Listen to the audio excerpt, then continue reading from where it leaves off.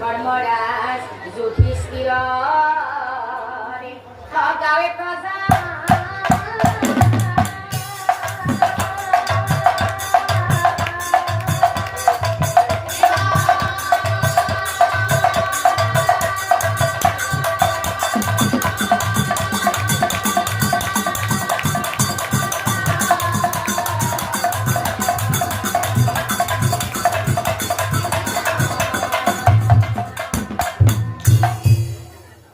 জয় জয় জয়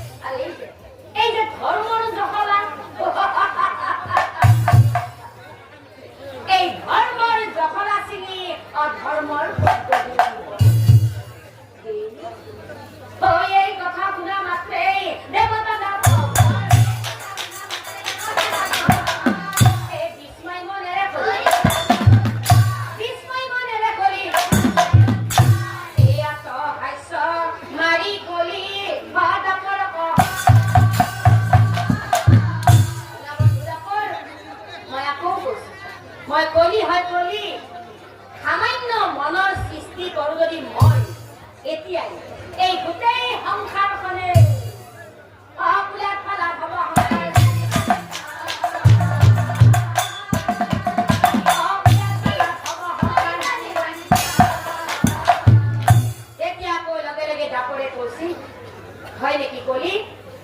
হয় নেকি কলি? তুমি সামান্য মনৰ সৃষ্টি কৰিলেই এই গোটেই সংসাৰখন উলট পালট কৰি দিব পাৰিবা। ঠিক আছে তেনেহলে কলি, তোমাৰ এই কথা মই প্ৰমাণে চাওঁ।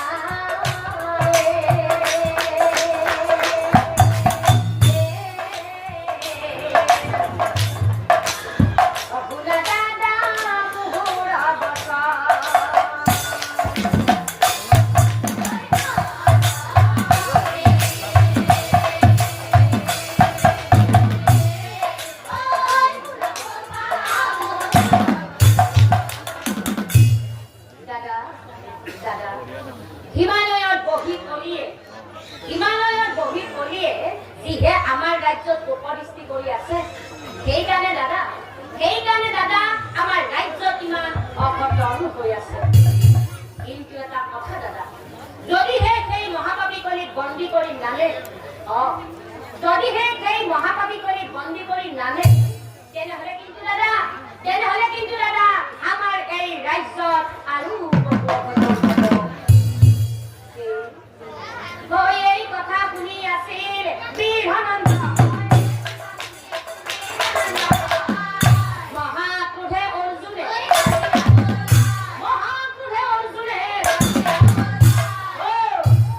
কোন সেই মহাপাপী কলি 7 দিনৰ ভিতৰত বন্দী কৰি নি মই নিশ্চয় জানিবি যদিহে 7 দিনৰ ভিতৰত সেই মহাপাপী কলিক মই বন্দী কৰি আনিব নোৱাৰো তেনেহলে মোৰ নামো অৰ্জুন নহয় এই হাতে গান্ধী লৈ যায় বীৰহনন্দ মহাক্ৰোধে চলি গয়া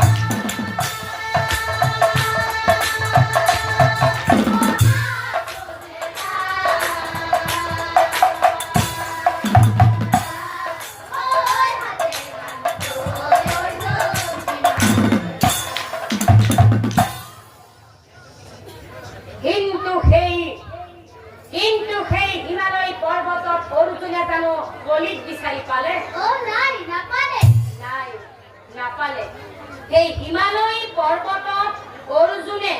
কলিক বিচাৰি নাপালে কিয় নাপালে জানে কিয়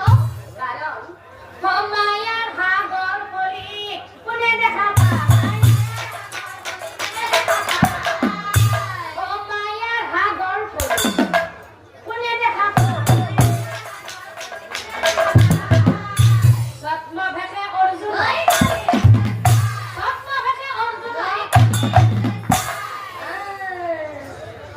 কলিয়ে মনে মনে ভাবে কি ভাবে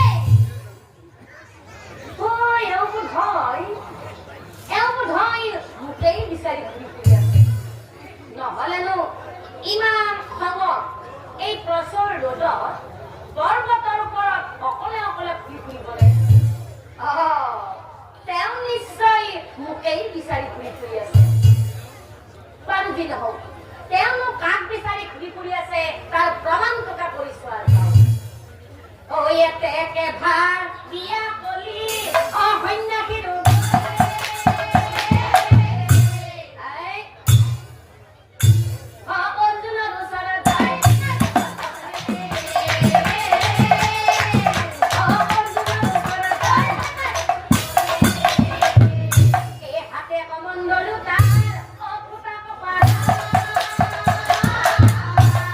উপস্থিত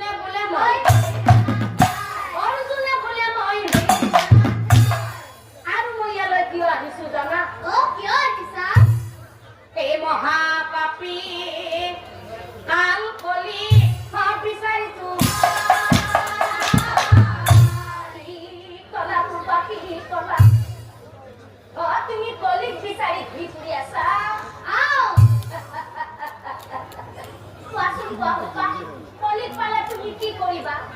কলিক পালে মই চিনি পোৱা নাই। কলিক পালে মই হাতে ভৰি বান্ধিম। হাতে ভৰি বান্ধিম।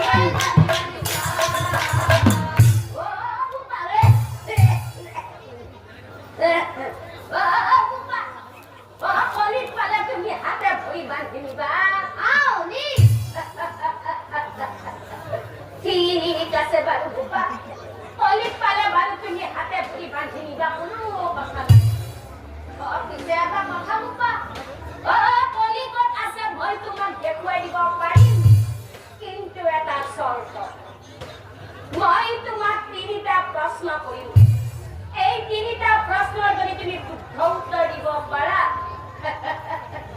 তেনেহলে বোপা কলিকত আছে মই তোমাক দেখুৱাই দিম।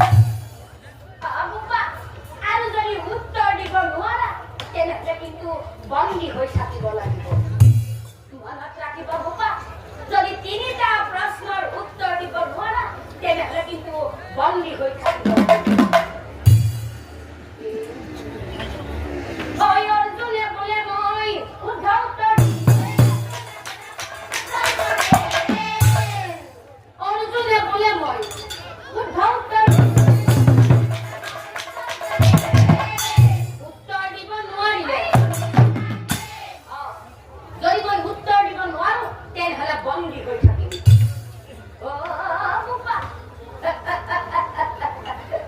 তুমি নাভাবা নিশ্চিন্তাই উত্তৰ দিব নোৱাৰিলে বন্দী হৈ থাকিম বুলি তাৰ মানে প্ৰতিজ্ঞাও কৰিলা? কৰিলো। ঠিক আছে বোপা, তেনেহলে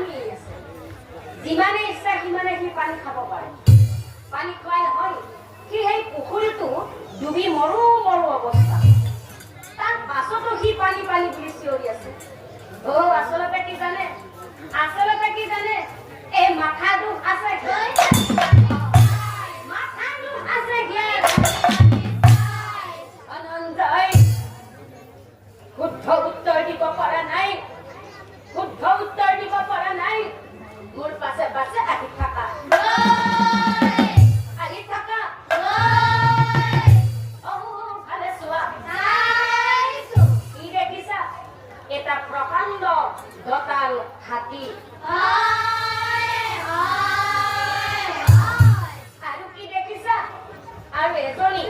সামান্য নাৰী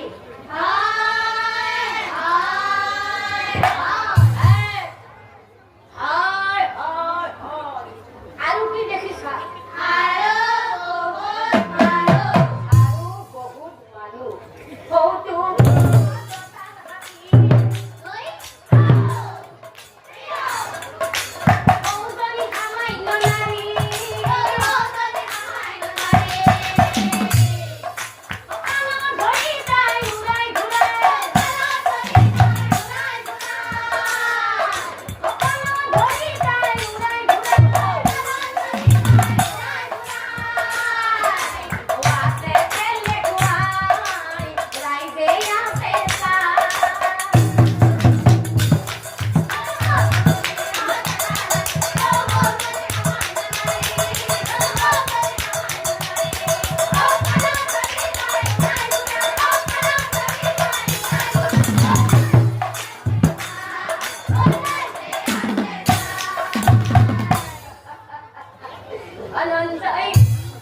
এইবাৰ ২ নম্বৰ প্ৰশ্ন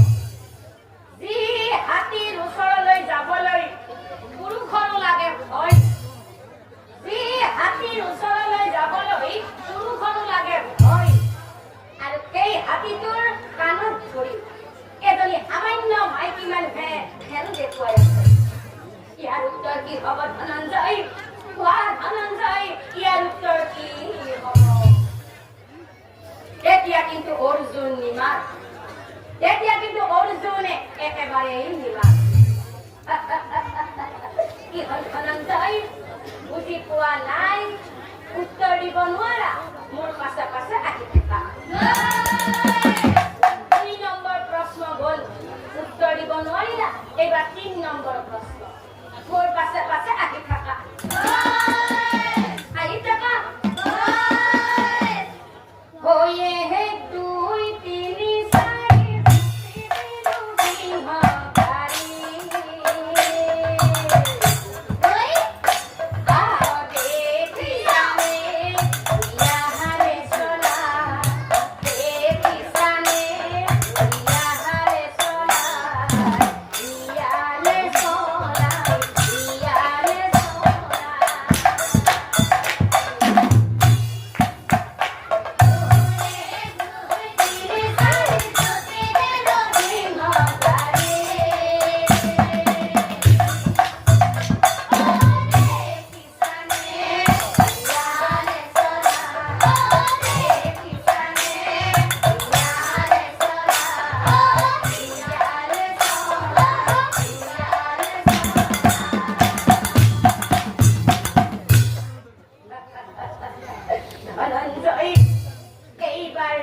নম্বর প্রশ্ন বনর রাজা সিংহ বিক্রমে বিকাল আৰু কিন্তু পশুৰ ভিতৰত শিয়ালেই ধূৰ্ত আৰু সেই শিয়াল ধূৰ্তটো বনৰ ৰজা সিংহ দুটাই গাড়ীত উঠাই টানি টানি লৈ গৈ আছে আৰু মাজে মাজে কিন্তু সেই সিংহ দুটাই শিয়ালটো প্ৰভু প্ৰভু বুলি প্ৰণামো জনাই গৈ আছে ইয়াৰ উত্তৰ কি হ'ব ধনঞ্জয় কোৱা ধনঞ্জয় ইয়াৰ উত্তৰ কি হ'ব তেতিয়াও কিন্তু অৰ্জুন নিমাত হে ভগৱান এয়া মই কি দেখিছো এতিয়া মোৰ কি হ'ব 3টা প্ৰশ্নৰ দেখোন মই এটাও উত্তৰ দিব নোৱাৰিলো এতিয়া দেখোন মই বন্দী হৈ থাকিব লাগিব মোক ৰক্ষা কৰা ভগৱান মোক ৰক্ষা কৰা হায় ৰে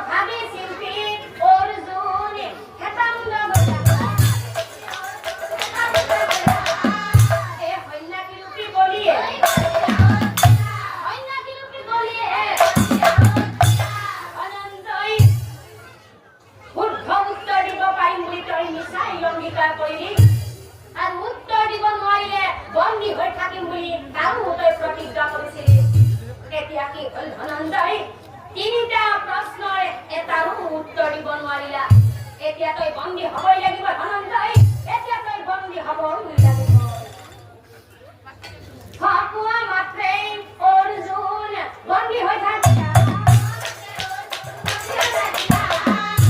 এই হাত ভৰি বান্ধি তাই, হাত ভৰি বান্ধি তাই আৰু এদিন দুদিন কৰি বাছে সপ্তম দিন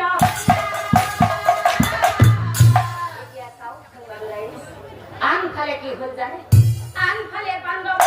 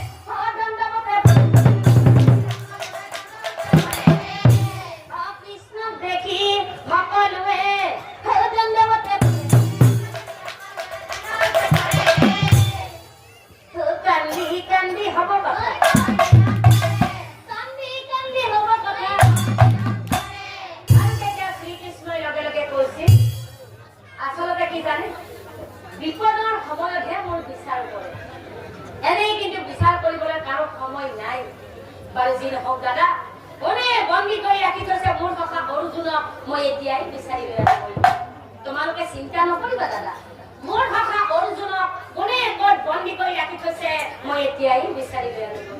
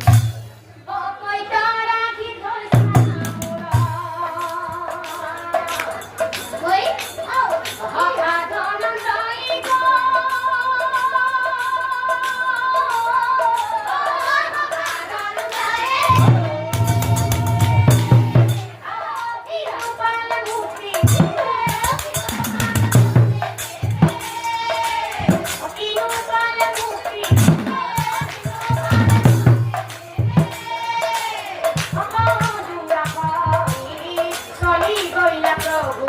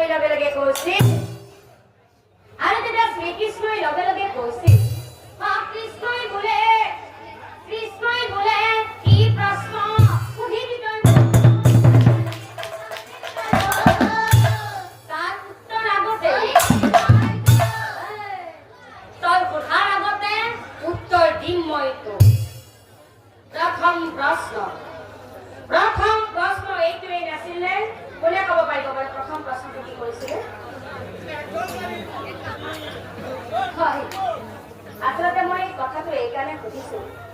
যে আপোনালোকৰ নামটো কিমান গুৰুত্ব সহকাৰে চাইছে বা শুনিছে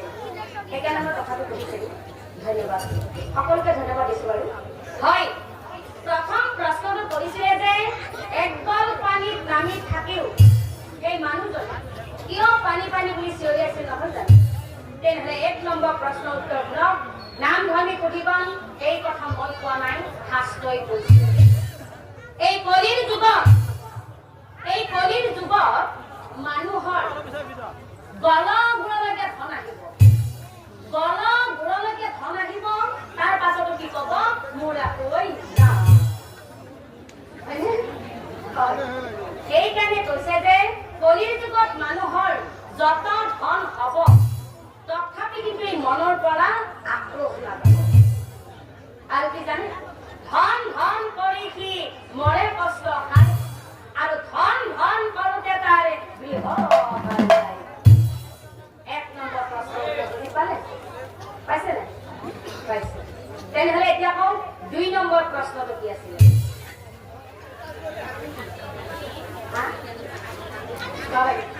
2 নম্বৰ প্ৰশ্নটো আছিলে যে এটা দঁতাল হাতীৰ কাণত ধৰি এজনী সামান্য মাইকী মানুহে খেল দেখুৱাই আছে নহয় জানো? তেনেহ'লে 2 নম্বৰ প্ৰশ্নৰ উত্তৰটো শুনক। নাম ধৰ্মী সুধিগণ এই কথা মই কোৱা নাই, শাস্ত্ৰই কৈছে। এই কলিৰ যুগত নাৰীৰ কথা মতে পুৰুষে সদায় উঠ বহ, উঠ বহ, উঠ বহ।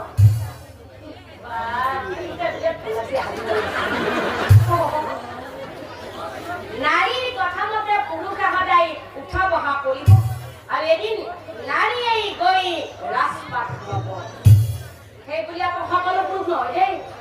কিছুমান নোহোৱা খাপও পিতপিতে খং উঠবও খেতি। সেইকাৰণে কিছুমান পুৰুষে নাৰীৰ কথা মতে উঠা বহা কৰিব আৰু এদিন নাৰীয়ে গৈ ৰাজপাট ল'ব। এতিয়াতো সেইটোৱে হৈ আছে। কেউফালে মাইকী মানুহৰে সপ্তাহ নহয়নে বাৰু? ককা ইফালে গেলি উঠিলে পতা, সিফালে গেলি উঠিলে পতা, সিফালে গেলি উঠিলে পতা। মুঠতে মতা মানুহৰ সুবিধা কতো নহব। আজি আপোনালোকে চাওক, এই অনুষ্ঠানখনত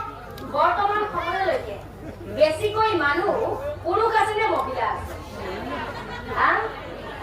মহিলা আছে। সেইকাৰণে কৈছে যে কলিৰ যুগত যুগত এনেকুৱা কিছুমান নাৰী ওলাব এতিয়া মই আপোনালোকৰ ফালে গৈছো যে কথাখিনি কম নে নকম কম কোনেও বেয়া নাপায়তো তেনেহ'লে শুনক কলিৰ যুগত এনেকুৱা কিছুমান নাৰী ওলাব হেৰি শুনছিলে হেৰি মই ঘুমাইছো দেৰি হ'ল ইফালে বন্ধনৰ মিটিঙকো যাব লাগে ইফালে জোৰে কামটোতে পৰি আছে যদি আপুনি বেয়া নাপায় এই ৰাতি ভাত খোৱা বাচন কেইখন তাত ঘৰতে থাকিম আপুনি সেইখিনি ধুব পাৰিবনে বাচনখিনি ধুলে নহ'ব মই মিটিঙত যাওঁ আঠটানিতে নাথাকে গাটো ধুই কাপোৰখিনিও বাথৰুমত থৈ দিছো আপুনি সেইখিনি ধুব দে আপুনি ইমান ভাল কামখিনি কৰিব মই মিটিঙলৈ আহিলো কিন্তু দেই আৰু এটা কথা ক'ব পাৰিম নহয়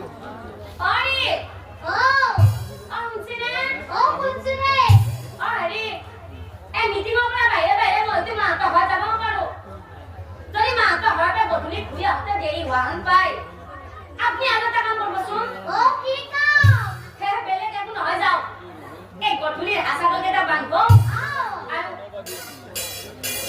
চোতাল ঘৰখিনি সাৰিব আৰু পাৰে যদি আপুনি ৰাতিৰ ভাতকেইটাও বনাই থব দেই বনাম দে মই মিটিঙলৈ যাওঁ আমাৰ আহিলো কিন্তু দেই কামখিনি পাছত থৈ আহিব আমাৰ আহিলো কিন্তু দেই কৈয়া থৈ আহিলো কলৈ যাম আৰু পিছত দিব মাতিছো শুনি থাকিম মইহে আৰু অলপ বস্তু নে শুনাক নাই আটা পাই থাক মই আৰু শুনাক নাই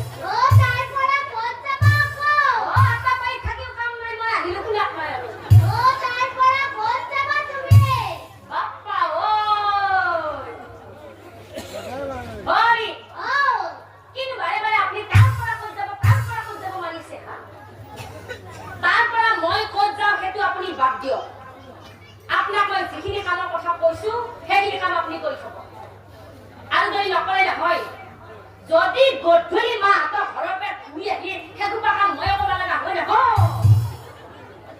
মনত ৰাখব আপুনি ৰাতিলে আপোনাক মই ভাত খাম কৰি দিব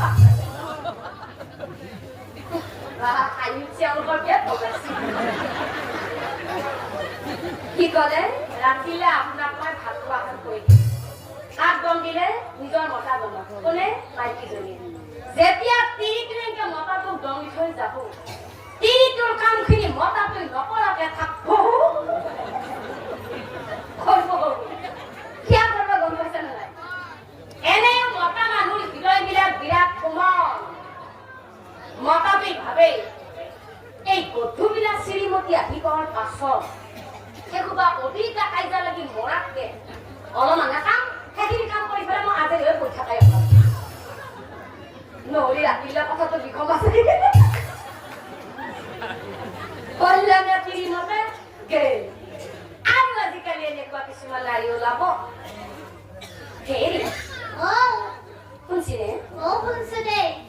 আপোনাক মই এটা বঢ়িয়া কথা কম বুলি ভাবি আছিলো আৰু সুবিধা পোৱা নাছিলো আপোনাৰ মায়েতো ঘৰত থাকে কাৰণে আজি যে আপোনাৰ মায়েও ঘৰত নাই কথাটো ক'ব বিৰাট ভাল হৈছিল কথাটো কি আপুনি কিন্তু খং নকৰো বুলি কওক তেনেহ'লে শুনক কথাটো হ'ল কি আপোনাৰে মোৰে আৰে বাপুৰে মাইনাৰে ভাতকেইটা বেলেগকে খাব নোৱাৰিলে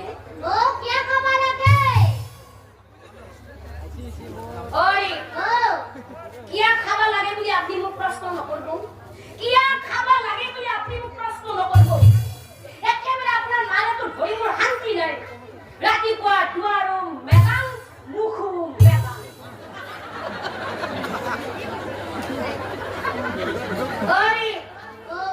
মই কিন্তু আপোনাৰ মাৰে লগত ভাত খাই দেখা নোৱাৰো ভাতকেইটা বেলেগকে খাব নাখায় আৰু যদি ভাতকেইটা বেলেগকে নাখায় নহয় তেনেহ'লে নহয় আপুনি মাৰৰ লগত থাকব নহয় আপুনি মোৰ লগত থাকব কাৰ লগত থাকব কওক কাৰ লগত থাকব নামতে মনত ৰাখবো আজিকালি এনুৰ তিৰিবেন তিৰিবেন বলে কে আমাৰ গম পাইছি তিৰিবেন বুলি কিয় কৈছো গম পাইছি না গম পোৱা নাই বেটা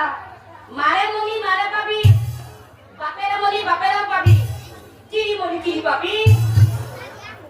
হা পাবি কেনকে পাবি অনলাইন আজিকালি কেনেকে বুদ্ধি পায় সেইটো কোৱা নাই ডাইৰেক্ট মই মনি পাবি নেকি সুধছো নাপা কিয় নাপা গম পাইছা কিয় নাপা গম পাইছা কিয়া তেনেহ'লে শুনক কিয় নাপায় মই সেইটো কওঁ কাইলে যদি আমাৰ দিগন্তৰ মাকটোৰ মৰি যায় আমাৰ যতীনৰ মাকে আহি কব হে বাচ্চা দিগন্ত কথাটো শুনি বৰ দুখ পাবই বাচ্চা দেউতাৰে মাৰে মই ইমান লগ আছিলো কিন্তু কি কৰিবি বাচ্চা মাৰে এইখিনি বয়সতে হাগিছিল চিন্তা নকৰিবি বাচ্চা মাৰেহে মৰি গেছি মই আছো নহয় মোকেই নাই বুলি ভাবি কি আছিল পালে নে মা পালে আৰু দুদিনমান পাছত দিগন্তৰ বাপেকো মৰি গ'ল আৰু আমাৰ দিলীপৰ বাপেকে আহি কব এই বাচ্চা দিগন্ত কথাটো শুনি বৰ দুখ পাবই বাচ্চা দেউতাৰে মই চাকৰি কৰা দিনত ক'ত ক'ত ঘূৰা নাছিলো এখন কালিতে ভাত খোৱা মানুহ আছিলো দেউতাৰে মোক তহঁতৰ ঘৰখনৰ কথা বহুত কৈ থৈ গেলি বাচ্চা কিন্তু কি কৰিবি চিন্তা নকৰিবি বাচ্চা দেউতাৰেহে মৰি গেছি মই মৰা নাই নহয় মোকেই দেউতা বুলি ভাবি পালে নে দেউতা পালে আৰু দুদিনমান পাছত দিগন্ত তিৰিটো মৰি গেল দিলীপৰ তিৰিটো আহিব বোলে কি দাদা মোকেই তিৰি বুলি ভাবি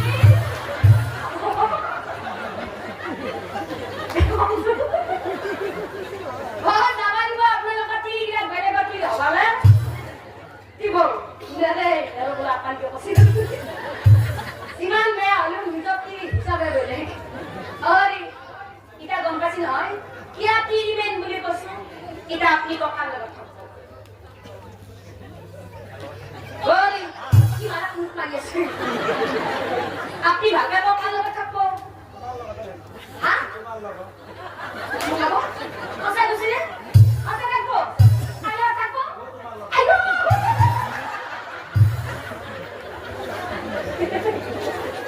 কি ক'লে তোমাৰ লগত থাকিম আৰু তোমাৰ লগত থাকিম বুলি কওঁতে আহিল নে তিৰিটোৰ প্ৰথমতে ভাতকেইটাও বেলেগকে খাবনে শ্ৰদ্ধাৰ নাম ধৰি কৈছো যদিও মই ধেমালিৰ মাজেৰে কথাখিনি দাঙি থৈছো আপোনালোকে কোনেও বেয়া নাপাব বৰ্তমান সমাজত চলি থকা ঘটনা আজি চাওঁ আজি আমি ডেকা চেঙাই আছো বাবে আমাৰ নিজৰ সুখবিলাক পূৰণ কৰিবৰ বাবে তেওঁলোকক আমি পিতৃ মাতৃৰ পৰা কাঢ়ি আনিছো নহয় জানো আমাৰো কিন্তু ল'ৰা ছোৱালী আছে আমাৰ ল'ৰা ছোৱালী ডাঙৰ হৈ এদিন আমাক যে কেনেকুৱা নকৰিব কিবা মানে আছে আমাকো কৰিব সেইকাৰণে আইসকল মই নামটোৰ মাজেৰে কথাখিনি দাঙি ধৰাৰ উদ্দেশ্যই হ'ল এইটো যে আপোনালোকে অন্ততঃ নিজৰ স্বামীকেইজনক হাতৰ আঙুলি মূৰত নচুৱাবলৈ চেষ্টা নকৰিব মনত ৰাখিব যে স্বামীকেইজনে হৈছে আমাৰ জীৱনৰ অলংকাৰ যেতিয়ালৈ স্বামীকেইজন জীয়াই থাকিব তেতিয়ালৈ কিন্তু আমি মাইকী মানুহখিনিয়ে সমাজত দৃঢ়তাৰে থিয় হৈ থাকিম আৰু যেতিয়াই স্বামীজন আমাৰ জীৱনৰ পৰা নোহোৱা হৈ যাব হয়তো নোহোৱাবিলাকে অনুভৱ কৰিছে তেতিয়াই কিন্তু আমাৰ মাইকী মানুহৰ জীৱনত একোৱেই নাই সেইকাৰণে আইসকল নামটোৰ মাজেৰে মই কথাখিনি দাঙি ধৰিলো হয় শাস্ত্ৰত কৈছে যে কলিৰ যুগত হেনো নাৰীৰ প্ৰথমতে পুৰুষে সদায় উঠা বহা কৰিব কিন্তু মই নামটোৰ মাজেৰে আপোনালোকক বুজাই দিব বিচাৰিছো যে আপোনালোকে অন্ততঃ জানি বুজি সেই ভুল কামটো আৰু নকৰিব বুজি পালে পাইছে নাই পাইছো যাতে মনে মনে কৰি আছে পেটে পেটে মুলগি পাইছে নে বুজি পাইছে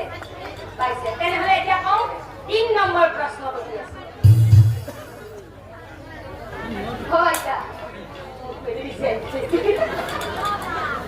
এতিয়া কওক 3 নম্বৰ প্ৰশ্নটো কি আছে কোনে ক'ব পাৰিব হয় 3 নম্বৰ প্ৰশ্নটো আছিলে যে কিমান টাইম শিয়ালটো গাড়ীত উঠাই টানি টানি লৈ গৈ আছে আৰু মাজে মাজে কিন্তু সেই সিংহ দুটাই শিয়ালটো প্ৰভু প্ৰভু বুলি প্ৰণামো জনাই গৈছে তেনেহ'লে 3 নম্বৰ প্ৰশ্নৰ উত্তৰটো শুনক নাম ধৰি শুনিগন এই কথা মই কোৱা নাই শাস্ত্ৰই কৈছে বকলিৰ জুহাল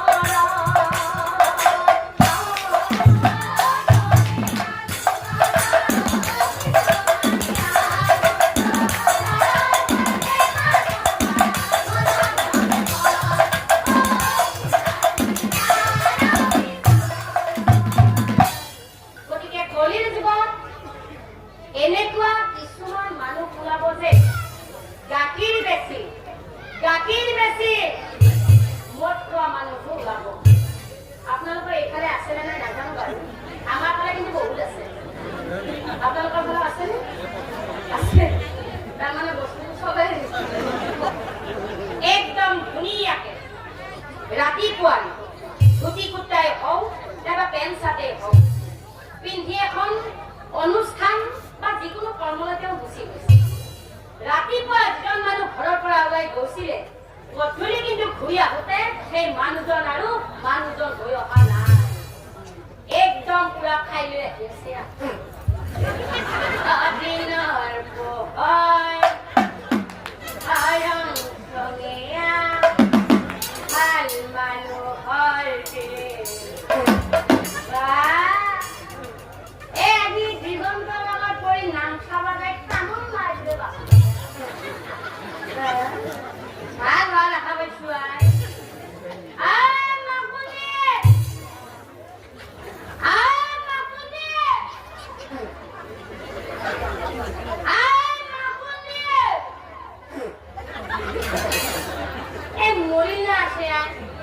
মুখখন দি দেখোন আহোঁতে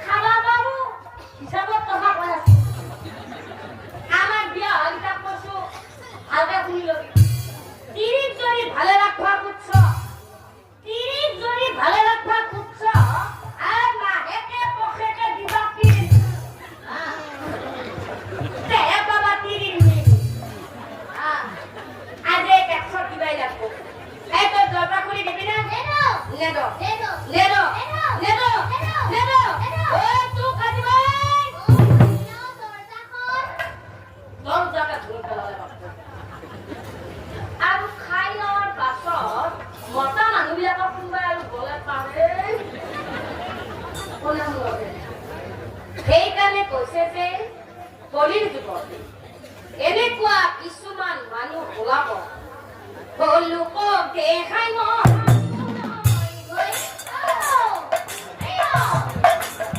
নীতি শিক্ষা দিয়ে আনক কিন্তু তাৰ মনৰ সদায় চিন্তা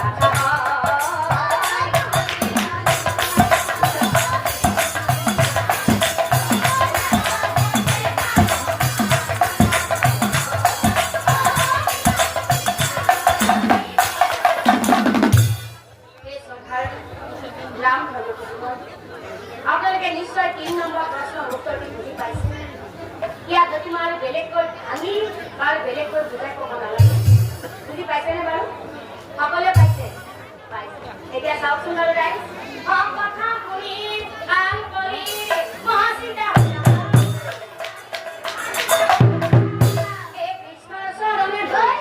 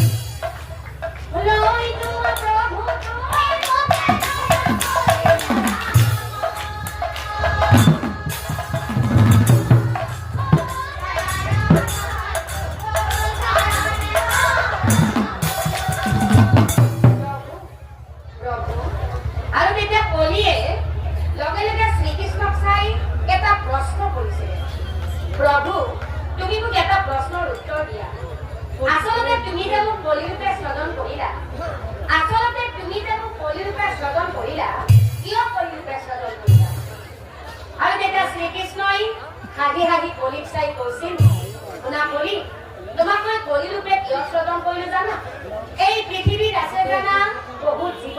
আৰু জীৱন আৰু প্ৰতিটো জীৱৰে একো একোটা মন আছে আৰু প্ৰতিবিলাক জীৱই ভাল আৰু বেয়া কাম দুটাই কৰে। এই সকলোবোৰ বেয়া লোক লগাই মই তোমাক কৰিলো আৰু শুনা কলি তোমাক মই এটা বৃহৎ গুণ অৰ্পণ কৰিলো। কলি তোমাক মই এটা বৃহৎ গুণ অৰ্পণ কৰিলো যে এই কলিৰ যুগত কলিৰ কালত